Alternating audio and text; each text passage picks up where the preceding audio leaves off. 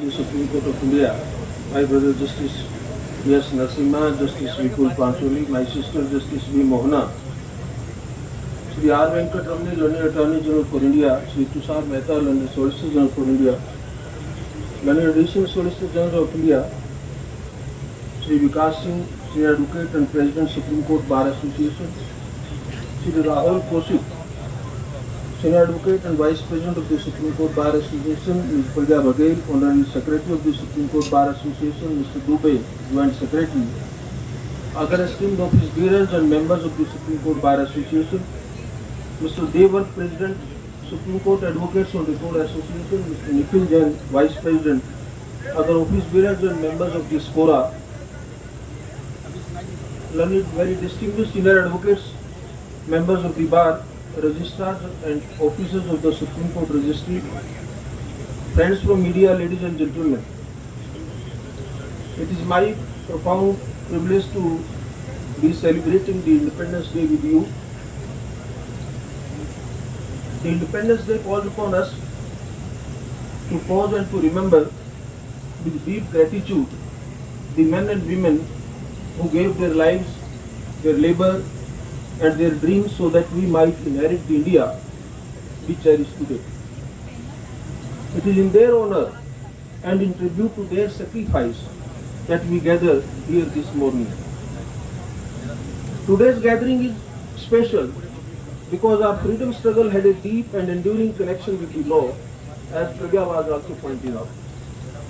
It was through the vision and work of some of the finest legal minds of that generation that we begin to discover that the true purpose of law is not just to command or regulate, but to serve justice, protect liberty, and uphold human dignity.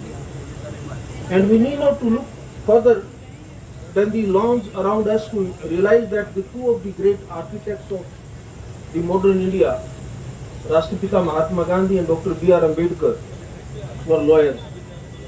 Their lives remind us that the legal profession was not a bystander to India's freedom struggle, but an integral part of it. There are countless heroes from the legal fraternity, the names of some of whom were referred to by Mr. Rahul Kaushik, all of whom helped forge a constitutional order in which every individual and every organ of the state would remain subject to law, and in which the rights and freedoms of every citizen would stand protected not by favor but by the Constitution itself.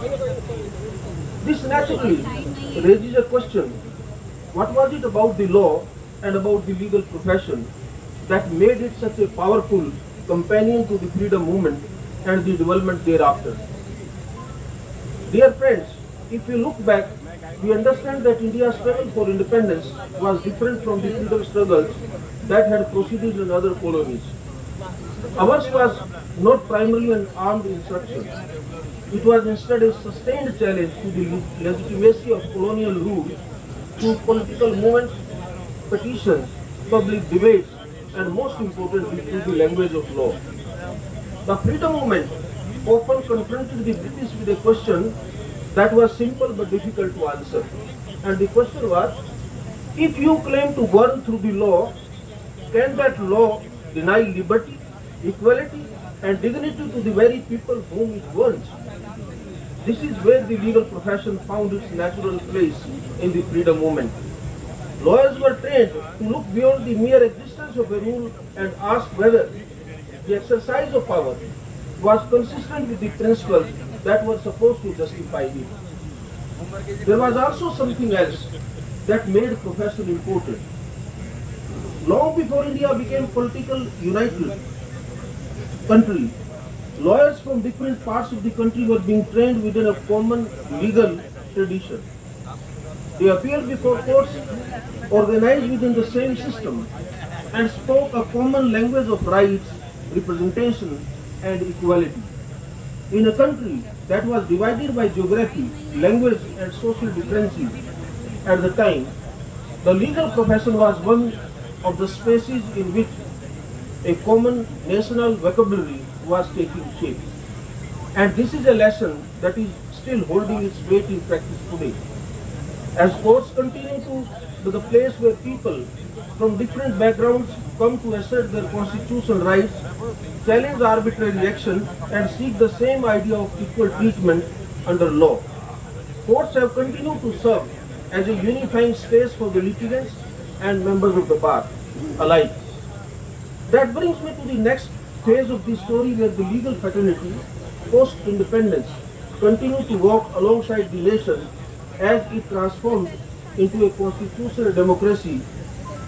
The challenge was no longer to resist colonial power, but to give life to the constitutional vision of the free India and to ensure that the law remained responsive to a society that was itself constantly changing. We see this journey reflected in the way the Constitution has evolved as a living document. Its promises have acquired and continue to acquire meaning through the manner in which the courts have interpreted, tested, and applied its principles in a changing society. From time to time, complex constitutional questions have arisen that the framers could not have contemplated or anticipated, and this court was called upon to give meaning to constitutional promises in changing circumstances with the assistance of an ever-dynamic law. For example, Article 21 is the best example. The way it was initially understood and the way it was later on interpreted. In parallel, the burgeoning of our understanding of legal aid has ensured that access to justice is not a privilege of the few, but a constitutional commitment to all. Through institutions, support of legal service authority across the country, legal aid has extended representation, advice, and procedural assistance to those who would otherwise be excluded from the justice system due to poverty or disadvantage. There have been a myriad of instances where this court was required to respond where the law had not yet fully caught up with constitutional values. Each of these developments show how constitutional principles have been carried beyond the text of the book and given meaning in the live realities of our people. Ladies and gentlemen, these constitutional developments did not happen in isolation. Every one of them required a member of the bar to bring a question before the court, to articulate a grievance, and to persuade the court that the promise of the Constitution had to mean something in the life of a real person. That is why the responsibility of the legal profession did not end with the attainment of freedom. It simply changed its form. Today, the responsibility is to keep the constitutional promise alive, especially for those who may not otherwise have the means or the voice to claim it. This seems the opportune moment to share with you two lines of our Rashtrakuti Padam Bhushan Maithili Sen Gupta, and I think those lines capture both the journey we have travelled so far and the responsibility that lies ahead. Maithili Sen Gupta जी ने लिखा, हम कौन थे, क्या हो गए और क्या होंगे अभी. हम कौन थे, क्या हो गए और क्या होंगे अभी. आओ विचारें आज मिलकर ये समस्याएं सभी. As we reflect on these questions, that is much that we can look back upon with pride. As a nation, we have overcome formidable challenges and achieved as much as in the last 8 decades. Our legal and judicial institutions have also grown and matured remarkably with the Republic and have played an important role in shaping the conscience of our country. Dear friends, the journey of a nation does not end with what it has accomplished. Every achievement also brings with it a renewed sense of responsibility and duty. There is much that remains to be done and many more miles to travel in our journey. And when I think of what we will walk those remaining miles, my thoughts turn naturally to the young members of the bar. They stand where many of us once stood, filled with hope, ambition, and perhaps a little assurance of what lies ahead. I personally remember the anxieties of those early years at the bar, and I say this not to discourage our young members of the bar, the young lawyers, but because I want them to know that we see them and we understand their challenges. The challenges facing young lawyers today are in some ways greater than what many of us faced in our times.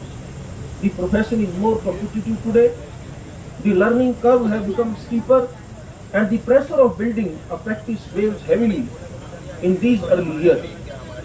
And yet, I have also seen our young colleagues a remarkable resilience, a sharp intellect, and a genuine commitment to justice that gives me great confidence in the future of this legal profession and young members of the bar. This generation of young lawyers brings with it qualities that give us every reason to be confident. They have grown up in a world where technology has transformed the way we communicate and access knowledge, and they are bringing the adaptability into the courtroom. At the same time, they bring a greater awareness of the social realities around them. Many young lawyers approach the law with a deep sensitivity to questions of equality, inclusion, and access to justice, and with an understanding that the law must remain connected to the lives and aspirations of the people it serves. Who are young law graduates and young lawyers, I want to say this. The responsibility that this bar has carried since the days of the freedom struggle will, before long, rest on your shoulders. The institutions of justice that generations before you have built and strengthened are now yours to protect and to carry forward. Please know that the bar and the bench remain committed to your growth by extending mentorship, by creating meaningful opportunities, and by placing our confidence in you. The miles that remain are yours to walk, and we walk with you. With these thoughts, I am thankful to the Supreme Court Bar Association for organizing this occasion and for bringing us all together here on this meaningful and historical day. Thank you very much. जय हिंद, जय भारत। आप सबको भारत स्वतंत्रता दिवस की बहुत बहुत शुभकामनाएं, बहुत बहुत बधाई। थैंक यू भाई।